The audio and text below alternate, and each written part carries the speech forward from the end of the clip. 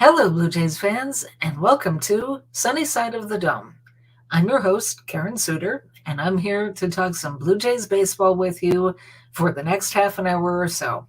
Sunny Side of the Dome is brought to you by Jays from the Couch. We stream live, Thursdays at 6 p.m. And you can find us on Jays from the Couch's YouTube channel, as well as a Facebook page or Twitter account. We stream live all those places.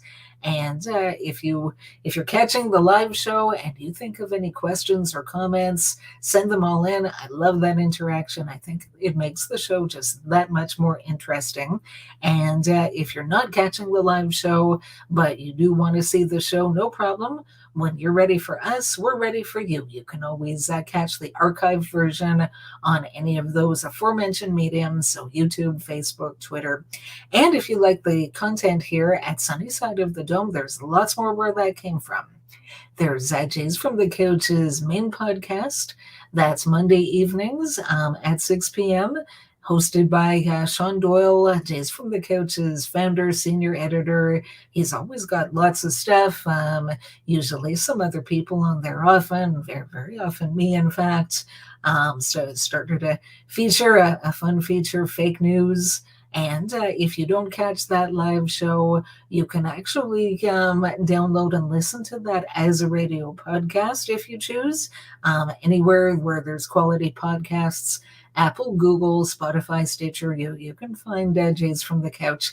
And the other YouTube show you should definitely check out is the Untitled Circle.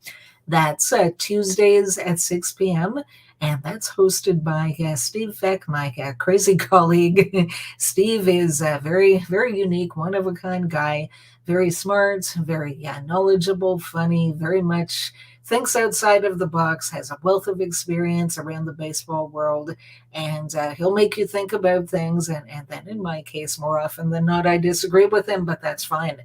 we can all form our own opinions. But definitely check out the Untitled Circle if you haven't been doing so already.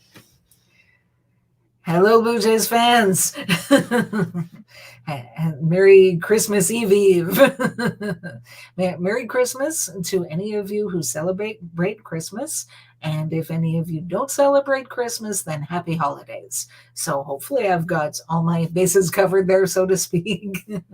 Want to wish everybody happy holidays. Everybody's important, regardless of your faith, or even if you happen to not be a particularly religious person. It's all great. So lots going on, but believe it or not, it seems like there isn't a lot going on with the lockout, and there's no major league transactions happening, not even really a lot of news or anything from the labor talks front. Apparently, they're resuming talking early in January, so let's hope they really get the ball rolling and get us a new CBA before too much time passes. Anyway, wanted to talk a bit, so I actually do have leading off some transactions to talk about, believe it or not. So the Blue Jays actually made a signing. How was that possible? Well, you're not able to sign major league contracts. However, you can sign players to a minor league deal. And the Blue Jays did that just a few days ago. They signed, and I have no idea if I'm about to pronounce this correctly. I really hope so. But his name is Gosuke Katoh, Katoh. And if any of you actually have a better idea of that pronunciation, or if I maybe did it right, let me know. I'd love to know. Anyway, he's a career minor league player. He's never yet played in the major leagues. He's 28 years old. He's actually listed as a second baseman, but it looks like he's played a few different positions. And he played at AAA in 2021, and he had a decent season with the bat with an 862 OPS, on base plus slugging. Now that's AAA, that's not Major League Baseball, and of course somebody does well in AAA doesn't necessarily mean that it'll translate well to the majors. That's if he even gets there. We don't know. We'll see once the 2022 season starts. Knock on wood, fingers crossed. If he's even going to see Major League Baseball with him, term. This could be just a minor league depth signing, or who knows, they could maybe have him in mind and give him a shot at the majors. So we'll see. But in any case, welcome to the organization. And yeah, so that was the actual Blue Jays transaction that took place over during this past month since the lockout has happened after December the 1st. A few other things that might be of interest, although they don't directly impact the Blue Jays, but some former Blue Jays are on the move. So Derek Fisher, remember him? All talent, questionable results in the majors. He actually signed a minor league deal as well with the Minnesota Twins organization. So Derek Fisher, all the best to you. We really hope that someday you figure it out and have results that match that raw talent and all that, the speed, the power, the raw tools. They're there, just the MLB results really weren't. So, but yeah, so best of luck to him with the Twins. Some other former Blue Jays are on the move and have signed contracts overseas, as a matter of fact. So Breivik Valera, Jacob Waguespack. So Valera, infielder, he actually played with the Jays for a little bit of time last season. And Jacob Waguespack, he's a pitcher. He spent some time with the Blue Jays. His major league debut was with 2019, and he actually had a pretty decent season in AAA last year. So in any case, so they have both signed with Japan's Oryx Buffaloes. So best of luck to the two of them over there. Freddie Galvis as well. People will no doubt remember him from a couple of years ago. He's also signed to play in Japan with the Fukuoka SoftBank Hawks. And I got to start rehearsing these names a little better. But anyway, yes, all the best to all of them over there. And hearing these stories about some players that are not necessarily your all-stars or even your starting players necessarily on a team that has expectations of being contenders, but more of your bench players, your depth guys, that sort of thing. That's a number of these guys seem to be signing contracts overseas. You almost wonder if they're expecting the lockouts to drag on a little longer than maybe we as fans would like, and that what they're really doing here is they're taking a guaranteed paycheck when baseball actually starts up. I mean, nobody's getting paid right now. It's the off season, but once there's actually baseball to be played, at least they know that by signing in Japan, they will get what their contract is, as opposed to waiting around and seeing what goes on with Major League Baseball. And so it's maybe a bit of a concern there. I really hope it doesn't turn out that way, but we'll see. Fingers crossed. Anyway, excuse me just a moment. Okay, so before I get to the heart of tonight's order, which is basically about my holiday shopping wish list with regard to the Blue Jays, what I see their needs are and what I would like to see them do to fill those needs, should really talk about some fairly significant news that has come out over the last day, one or 2 days, and that is that over the last, I don't even know how long it's been, but there's been all kinds of rumors and speculation with regard to the Rogers Center, which is an older stadium, and it debuted back in 1989, I believe. That what would the Blue Jays do? Would they look at building an entirely new stadium from scratch, or would they keep the Rogers Center and just do renovations? Well, it looks like what their plan is the second of those two. So they're keeping the Rogers Center where it is, and they're not going to tear down the structure or anything. but they're going to be doing some renovations, and the rumor is that between 200 and 250 million dollars of renovations is what they're planning. So that should be very interesting. I mean, so some people don't like the Rogers Center. I like it, but maybe I'm a little biased. I mean, it's the home of my favorite team. But yeah, I mean, there's things I'm sure that they could do to make it nicer, more modern. I mean, you talk about Shai Davidi was on TV yesterday talking about doing renovations to increase revenue opportunities in stadium, as well as enhancing the fan experience that they're expecting to have a significantly sized competitive window. I mean, music to the ears of every Blue Jays fan right there. Not really a surprise, but still, and wanting to maximize revenue for that in order, ultimately, we hope to support the team and to put that best team that they can on the field. So all good news, some exciting stuff, and looking forward to seeing what they come up with. So, and personally, I mean, different people have different feelings about it. I'm actually glad that they're not, at least as of right now, planning on building an entirely new stadium. I know people, my own husband for one, really likes the idea of an outdoor stadium. Personally, I mean, outdoor baseball is great when the weather dictates that it's okay. I mean, this is Toronto, Canada. We have our share of precipitation. We have rain. We even have snow early in the season, and it can be pretty darn cold out there. I like having the option of a roof. I love sitting outside with the roof open when it's a nice, like late spring or summer day, and the weather dictates that it's great to do that. But I really like having the option too. So that's just how I feel about that.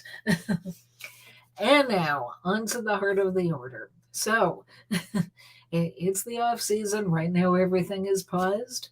But it was a pretty crazy off season, what we had of it up until the end of the day on December 1st, at which point there was the lockout. But yeah, I mean, the Blue Jays definitely not just this off season, but in the previous two off seasons, they've shown that they're very serious about contending, and I really think that they've overall done a very, very good job building a team piece by piece, putting together a team that looks like it will be a contender, and that hopefully their goal in 2022 and beyond, for however many years, is to give themselves the best chance of winning a World Series. I think they've got a team that's good enough to do that, with some tweaking. I mean, they've built a core. They're adding to the core. I mean, Vladimir Guerrero Jr. He had his breakout season last year. I'm expecting him to be all-star caliber for several years, just as people planned. It just took him a couple of years to find that form. Bo Bichette's. And I mean, they've put together a terrific rotation with Jose Perrios. They managed to extend him like A plus there for somebody that told the Minnesota Twins just a few short months ago that he wasn't interested in signing a contract extension, that he wanted to test free agency. And in a matter of 2 months, they sold him on the city of Toronto, the organization, like just everything about the experience of being here, to a point where he signed for 7 years. And yes, there's an opt-out, but he can't even opt out for another 5 years. Like we've got Jose Perrios, and he's one of the better starting pitchers in the game. They signed Kevin Gausman, who they've been interested in for at least a couple of years. I was hoping they would re-sign Robbie Ray. Unfortunately, that didn't happen. But I mean, you look at Kevin Gausman and Robbie Ray and the seasons that they had this past year, and other than Ray being a left-hander and Gausman being a right-hander, their results were so similar that to me, it's almost like you can substitute Gausman for Ray, and you haven't really lost anything. At least that's the way it looks on paper.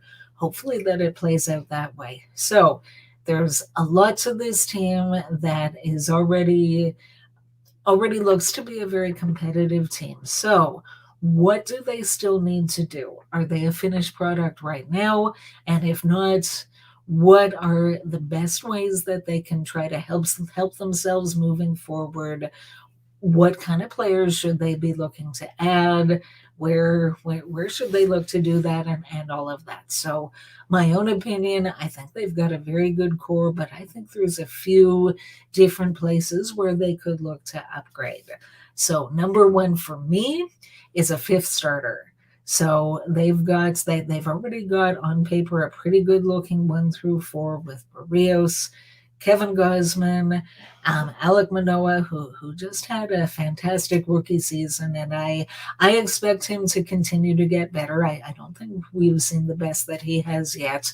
And Hyunjin Ryu, I'm cautiously optimistic that he can have a bounce back season. I mean, he had 2 or 3 really good months. But then later in the season, he just, I mean, if you're a Blue Jay fan and you watch them day in and day out, you saw him struggle plenty of times down the stretch. So hopefully it'll be a different story in 2022 and for the rest of his contract, fingers crossed. So what about that fifth starter spot? Well, it would have been nice if they could have re-signed Steven Matz. Didn't happen. He's left as a free agent. He's gone to the St. Louis Cardinals.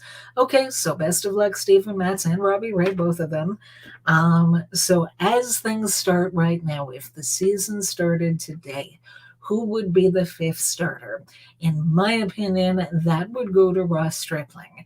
Yes, there are other internal candidates if they were to not make any other moves. I mean, there's Anthony Kay, there's Trent Thornton, there's Thomas Hatch, and you might think of Nate Pearson, but apparently Jay's management has already come out and said that at least to start next season, that their plan is to have him in the bullpen.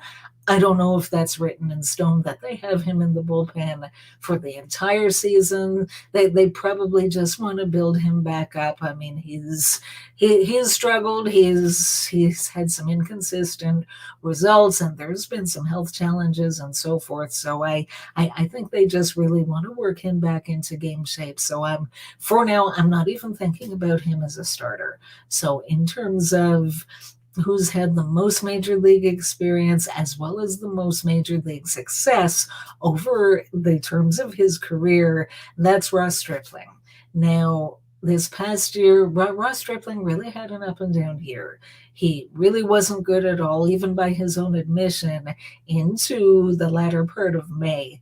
Then he made a mechanical adjustment and he looked like a completely different pitcher.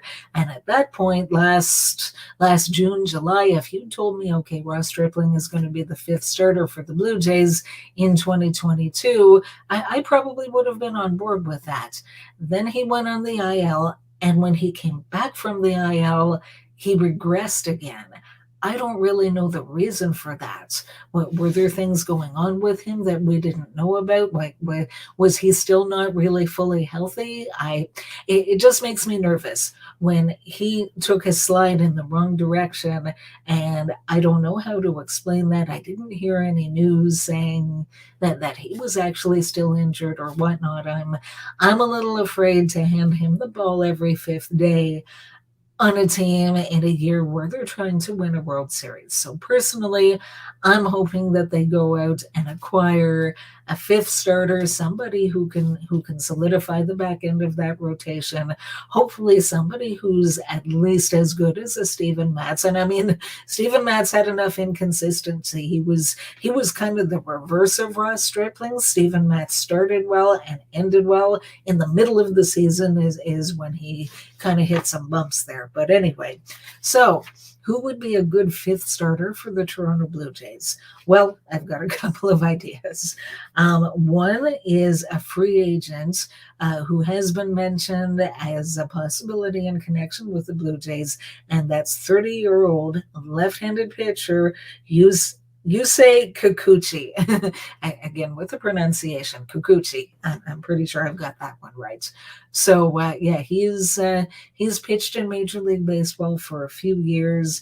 He had a decent season in 2021. He was actually an all-star, and his overall numbers don't look as impressive because he kind of didn't finish the season as well as he started it. So could be a bit of a bounce back candidate there. There's projections on one hand. MLB Trade Rumors is projecting him to sign a 2-year, $20 million contract, but apparently he's had offers for a third year from I don't even know what teams. So yeah, if the Blue Jays are possibly serious about getting him and signing him, they might have to go 3 years and hope that he bounces back. But again, if you're only looking for someone to be a capable fifth starter, he doesn't necessarily have to be Cy Young.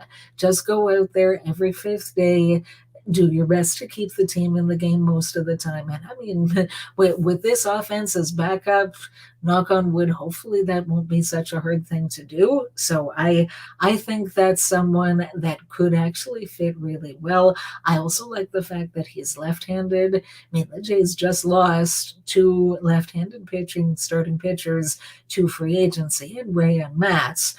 They had three lefties in the rotation last year with the two of them in Ryu. Now, as it stands, they've got three righties and one lefty. So, I mean, overall, more than anything, I want quality for that fifth starter spot. But if it happens to be left-handed quality, it's certainly not a bad thing. So that's a possibility. I mean, the free agent pitching market was a little bit thin to begin with, and a lot of the better starters are already off the market. They've already signed with teams, including Guzman, signing with the Blue Jays. So Kikuchi, I'm sure, will have lots of teams competing for his services. So that might or might not work out. But if it did work out, I think that's something that could benefit the Blue Jays. And then you've still got Ross Stripling for depth. I mean, knock on wood, at some point, somebody's going to need an IL stint or something's going to happen. And I mean, Ross Stripling will get his innings. And if any of those other guys that I mentioned have breakthrough seasons at AAA and they're absolutely amazing and knocking down the door with their results, well, so much the better. There'll be time for you. Come on up when when you're needed and when your performance dictates. And yeah, we'll see. Hi, Matt Sweeby. I'd love to trade for one of Oakland or Miami's starters, a package built around Kirk, maybe. Thank you. Yes, that's actually where I was going next. That another thought that I had was a trade with the Oakland Athletics. Now, as much as I really, really like Santiago Espinal, and for me, right now, he is the floor for the Blue Jays at third base. I don't want them going out and getting, I mean, to me, Kyle Seager would not be an improvement. There's no point spending the money that it would take to get him. Better to go with Santiago Espinal, the terrific defense that he brings, and whatever he gives you with the bat. I mean, last year wasn't a bad season for him with the bat. What I would like to see, I think maybe my number one wish list item right now is a trade for third baseman Matt Chapman and one of the Oakland A's starting pitchers. And they've got a few of them that are rumored to be available for the right price trade-wise. So there's Frankie Montez, there's Sean Manaea, and there's Chris Bassett. Each one is a little bit different. Montez, one of the things in his favor, for one thing, his age. He's 28 years old, so he's the youngest of that trio. He also comes with 2 years of team control instead of 1 year. The other two only have 1 year. Sean Manaea, he's 29 years old. He's a left-handed pitcher. And then there's a 32-year-old Chris Bassett, a righty. Any one of the three of those, honestly, I think would be great and I mean, the Blue Jays with the 1 through 4 that they've got in that rotation already have one of the better rotations in the league. and then you add one of them as in theory your fifth starter, and maybe they would be more like a fourth or even a third. And yeah, you're building a championship caliber team, in my opinion, if you do this. So as far as Alejandro Kirk, I agree with you. I like Alejandro Kirk. I like his upside with the bat. I think he's expendable for the Toronto Blue Jays. So yeah, he's somebody that they can trade away, and like not for, don't trade him for a player to be named later or anything. If you're trading Alejandro Kirk, it's for a very good return.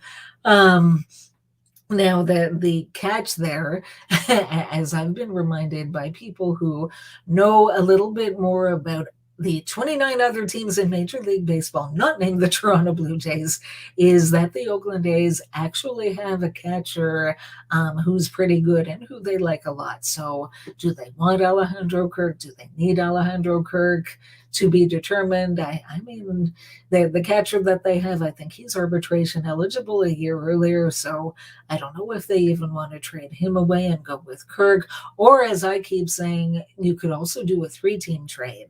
Alejandro Kirk and his bat, I'm sure that there's more than one major league team out there that would love to have Alejandro Kirk on their roster, and that has something of value that they could give up, even if that player is going to the Oakland A's as part of a trade. Get Matt Chapman and one of those starting pitchers, and honestly, that your needs as far as free agency, I think, are pretty much done at that point. I'd like to see maybe one other leverage relief pitcher. They've got a pretty good quartet that they finished last year with Jordan Romano, I'm drawing a blank. Adam Simber, Trevor Richards, Jordan Romano, and oh my gosh, how can I not remember his name? The left-handed pitcher. Somebody help me out. I don't know why I'm drawing a blank there, but anyway, they've got them. Yimi Garcia, they signed him. He might be medium leverage, and he's got some upside. He's kind of been up and down in terms of his results, and yeah, and I would love to see them go out and acquire one other guy somehow if they can do it.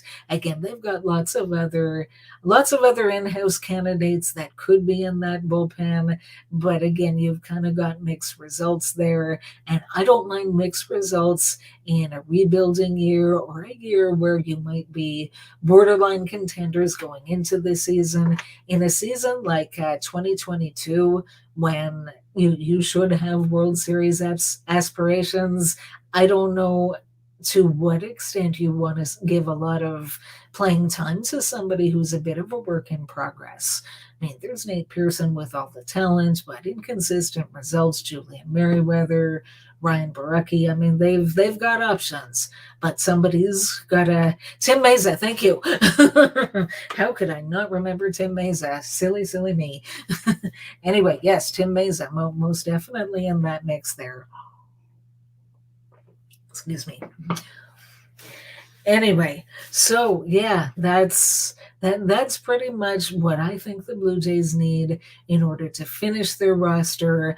I've got a couple of other thoughts about things that are maybe more wants than they are needs, but we're starting to run out of time here. So you know what? I'm going to save that for another day.